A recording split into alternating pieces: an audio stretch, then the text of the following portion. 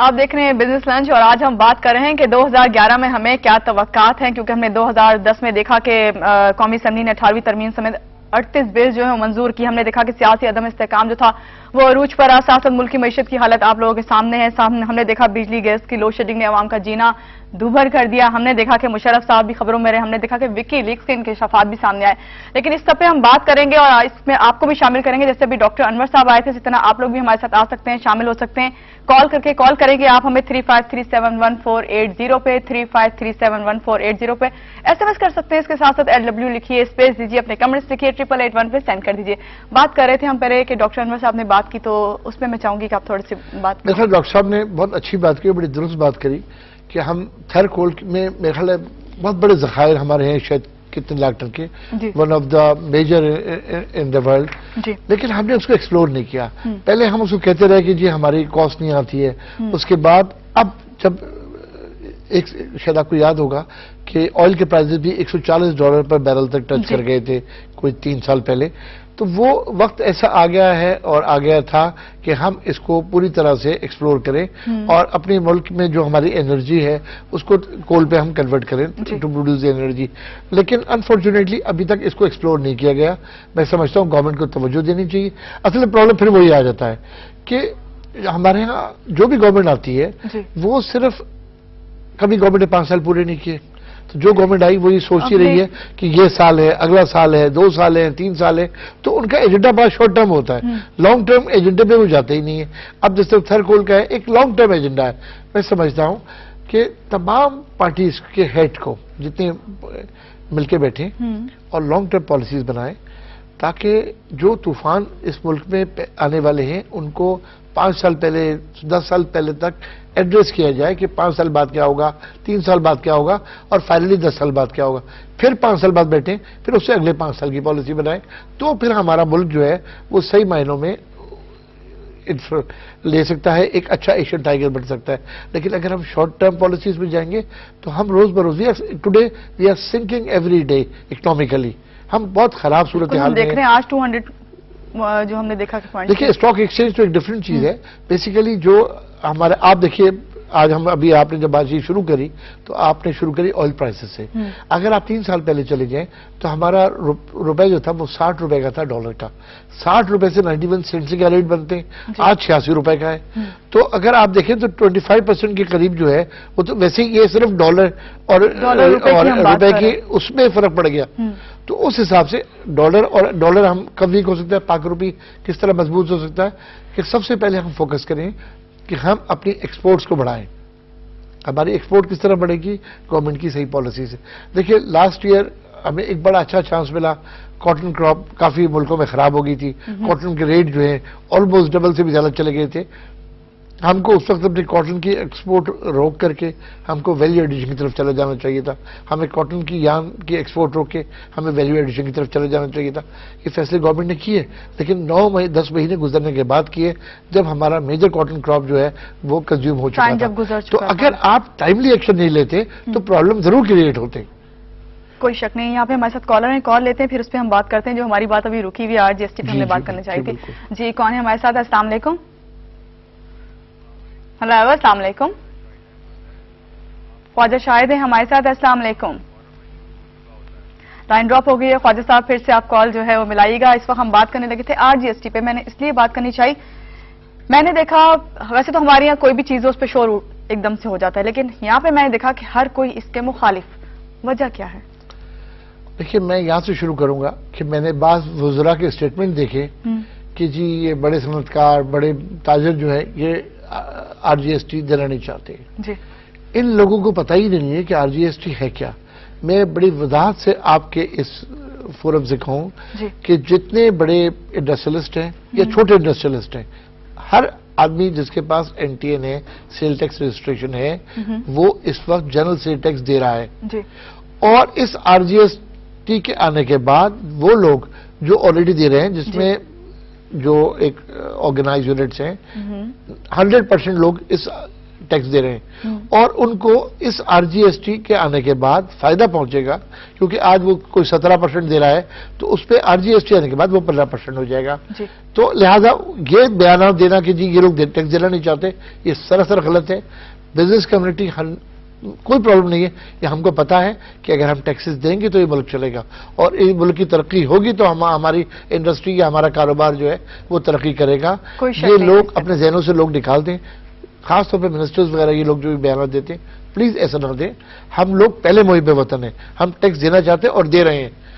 آپ کی RGST کے بعد ہم کو فائدہ پہنچے گا, نقصان نہیں پہنچے گا. اب مسئلہ کہاں آ رہا ہے؟ مسئلہ وہاں آ رہا ہے جہاں لوگوں کے پاس ڈاکومنٹیشن نہیں ہے. انہوں نے یہ RGST کا سلسلہ اس طرح سے ہے کہ ایک چیز میں نے بیچی ₹1 کے اندر, تو اس میں انہوں نے کہا جی 15% ایڈ کر لیں. ہم نے 15% ایڈ کر لیا تو وہ ₹1.15 کی اس آدمی نے خرید لی. اب اس آدمی نے ₹1.20 کی خریدی تو جو 5 پیسے کا ڈفرنس ہے 17% کے حساب سے وہ جمع کرا دے.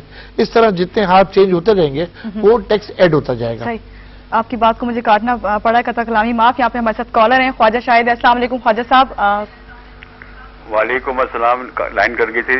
میں کہنا چاہتا ہوں انشاءاللہ تعالی اللہ کی ذات بہت بڑی ہے اور انشاءاللہ تعالی امید تو اللہ تعالی سے ہی کرنا چاہیے کہ 2011-2010 اچھا گزرے گا, مگر ہماری گورنمنٹ کو سمجھ میں کچھ نہیں آتی. یہ کچھ اپنے اسی پرانے ٹریک پہ جا رہی ہیں, ٹریک چینج کر دیں انشاءاللہ بہت ترقی کر جائے گی. اپنا ٹریک چینج نہیں کر رہے, مجھے سمجھ نہیں آ رہی. ہر طرف اپنے ٹریک پہ چلی جا رہے ہیں. انشاءاللہ تعالی ناکامی ان کی ہو جائے گی اگر پرانے ٹریک پہ چلتے رہے ہیں. تو ابھی بھی ان کو گولڈن چانس اللہ تعالیٰ نے ان کو دے دیا ہوا ہے. باقی یہ ان کو سمجھ میں نہیں آ رہی. مجھے سمجھ نہیں آ رہی پریزیڈنٹ زرداری صاحب سے کون مشورہ دے رہا ہے, کون ان کو غلط دے رہا ہے. مگر زرداری صاحب کو اپنے پرسنل صبح اٹھ کے 4 بجے اللہ تعالیٰ سے مشورہ کرنا, نماز پڑھ کے مشورہ کرنا چاہیے, تو اللہ تعالیٰ کو کامیابی دے گا. نہیں تو ان کو تو ڈبو دیں گے. یہ کسی ڈوبنے والی ہے. 90% ہماری کسی ڈوب گئی. ابھی بھی زرداری صاحب پرائم منسٹر کے پاس گولڈن چانس ہے فیوچر میں, نہیں تو یہ ڈوب جائے گی, کسی بیکار ہو جائے گا, دوسرے تیسرے آدمی آ جائیں گے. نواز شریف تو ان کی بڑی ہیلپ کر رہا ہے, مگر اب سب نواز شریف سے سب ناراض ہو چکے ہوئے ہیں. جی بہت شکریہ خواجہ شاہد صاحب کال کرنے کے لیے. جی ہم بات کر رہے تھے RGST کے اوپر. تو اچھا, ہمارے ملک میں جتنی بڑی ڈاکومنٹڈ اکانومی ہے, یعنی لوگوں کے پاس جتنا پیسے ڈکلیئرڈ پیسے ہیں, اس سے 3 ٹائمز یا 2 ٹائمز اکانومی وہ ہے جو ہمارے ڈکلیئرڈ پیسے نہیں ہیں. اب گورنمنٹ نے کہا جی دکاندار جو ہیں وہ 75 لاکھ روپے کی سیل تک جو ہے وہ الاؤ ہے. 75 لاکھ کی سیل کا مطلب ہے تقریباً کوئی 6.5 لاکھ روپے مہینے کی سیل. میں سمجھتا ہوں کہ کراچی کا ایک جو پان والا ہے شاید اس کی بھی سیل 6.5 لاکھ روپے مہینے سے زیادہ کی ہو, کیونکہ تھوڑے سے پروفٹ پہ کام کرتے ہیں. اچھا, اب آپ یہ چاہتے ہیں کہ وہ سارے ڈاکومنٹیشن کرے, وہ اپنا حساب کتاب روز کا بنائیں اور سارے کھاتے کرے. پلس آپ یہ چاہتے ہیں کہ جو لوگ دکانوں سے مال خریدنے جائیں, اس پہ شرط یہ ہے کہ اگر آپ ایک اسٹور پہ جائے گی سامان خریدنے کے لیے تو آپ اپنا NTA نمبر اگر آپ کے پاس ہے تو وہ دیتے, وہ نہیں ہے تو آپ اپنا شناختی کارڈ کا نمبر دیتے. اچھا, یہ ساری وہ چیزیں ہیں جو ہمارے اس اکانومی میں ان حالات میں فیزیبل نہیں ہے. ہم تقریباً یہ ان کا پروگرام تھا گورنمنٹ کا, یہ لاسٹ ایئر جب بجٹ آیا تھا جون میں, اس وقت یہ امپلیمنٹ کرنے کا. ہم زرداری صاحب سے بھی ملے تھے, پرائم منسٹر صاحب بھی ملے تھے, فائنانس منسٹر صاحب بھی ملے تھے, میں خود بھی موجود تھا. اور وہاں ان سے یہ طے ہوا تھا کہ جی اسٹیک ہولڈرز جو ہم لوگ ہیں ہمارے ساتھ بیٹھے, ہم اس کو ایک براڈ بیس پہ ایک راستہ بناتے ہیں کہ کس طرح امپلیمنٹ کیا جائے. میں سمجھتا ہوں کہ ملک میں ترقی کے لیے ٹیکسز کا نیٹ ورک ہونا بے تحاشا ضروری ہے. اس میں کسی کو کوئی کاروباری آدمی کو اعتراض نہیں ہے, لیکن طریقہ کار جو وضع کیا جا رہا ہے وہ غلط کیا جا رہا ہے. آج 6 مہینے گزر چکے, ہمارے پاس کسی نے آ کے ڈسکس نہیں کیا کہ آپ کے خیال, کیونکہ یہ آپ کی فیڈریشن سے کو بھی شکایت ہے اور آپ بھی اس وقت بات کریں, اس کا ہم کنٹینیو کرتے ہیں اس بات کو, آپ بھی ضرور بتائیے گا اس کے بارے میں. یہاں پہ کالر ہے کراچی سے. السلام علیکم. ہیلو, السلام علیکم. وعلیکم. جی کون بات کر رہے ہیں؟ Doctor A Ansari. جی بولیے. دیکھیے میرا سوال ان سے یہ ہے کہ جو اکنامک میلٹ ڈاؤن کے قریب پاکستان پہنچ رہا ہے, اس کی ساری ذمہ داری جو ہمارے بڑے بڑے سیاسی اداکار ہیں ان کے اوپر جاتی ہے. 3-4 سیاسی اداکار جو ہیں ان کے سارے پیسے لوٹ کر باہر چلے گئے, اور اب یہ رو رہے ہیں کہ جی وہی والی بات ہے, مگرمچھ کے آنسو رو رہے ہیں کہ جی ملک کا حال خراب ہو گیا ہے اور اکانومی میلٹ ڈاؤن ہو رہا ہے، ان کے سارے پیسے باہر رکھے ہوئے ہیں. اگر یہ ایک کے پاس 7 بلین ہے، ایک کے پاس 5 بلین ہے، تو اگر یہ 1/10 بھی پاکستان میں لے آئے تو پاکستان کا مسئلہ حل ہو جائے. یہ کیوں مگرمچھ کے آنسو بہاتے ہیں اور لوگوں کو بے تباہ کر رہے ہیں اور قوم کو بھی تباہ کر رہے ہیں سیاسی طور سے. جی بہت شکریہ کال کرنے کے لیے. خالد صاحب، تو we are the stakeholders. آپ بیٹھے ہمارے ساتھ ایک فارمولا بنائیں. اچھا، اس کے علاوہ بھی بہت سارے ریونیوز ایسے ہیں جہاں سے ٹیکس کلیکشن ہو سکتی ہے. جیسے میں نے آپ کو چھوٹی سی مثال دی 5 کارپوریشنز کی، جہاں 300 سے 500 ارب روپے کا نقصان ہوتا ہے، اس کو آپ پرائیویٹائز کریں تاکہ آپ گورنمنٹ پہ سے بوجھ کم ہو. جب ایک پرائیویٹ ادارہ کو خریدے گا تو وہ اس کو سنبھالے گا.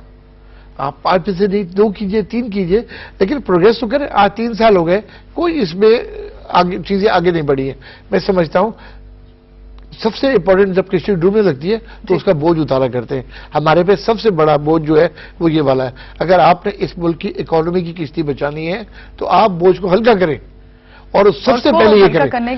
پھر آپ بجلی کے پرائزز ہر 2% بڑھتے چلے جا رہے ہیں. آپ اندازہ کیجئے تقریباً 38% لیکیج ہے بجلی کے اندر. اچھا ہے کیا سلسلہ؟ جو لوگ بل دیتے ہیں بجلی کا، آپ انہی کے ریٹ بڑھاتے چلے جا رہے ہیں. جو کنڈا لے کے بجلی چلا رہا ہے وہ پہلے بھی فری تھا، آج بھی فری ہے. اور اس کے پیسے کون دے رہا ہے؟ جو بجلی کا بل دے رہا ہے. جو بجلی کا بل دے رہا ہے. اور یہی شکایت ہے عوام کو، اور یہی وجہ کہ عوام جو ہے تنگ ہے. ہم اس پہ بھی بات کریں گے. اور آپ سے میں جو آپ کی فیڈریشن کے حوالے سے بات کرنا چاہ رہی تھی نا، وہ میں ابھی آپ سے بات کروں گی، لیکن وقت ہوا یہاں پہ چھوٹی سی بریک لے لیں. بریک تو لینا بہت ضروری ہو جاتا ہے، تو اس وقت ہم بریک لیتے ہیں. بریک کے بعد آتے ہیں، ہم ان کی فیڈریشن کی بات کرتے ہیں.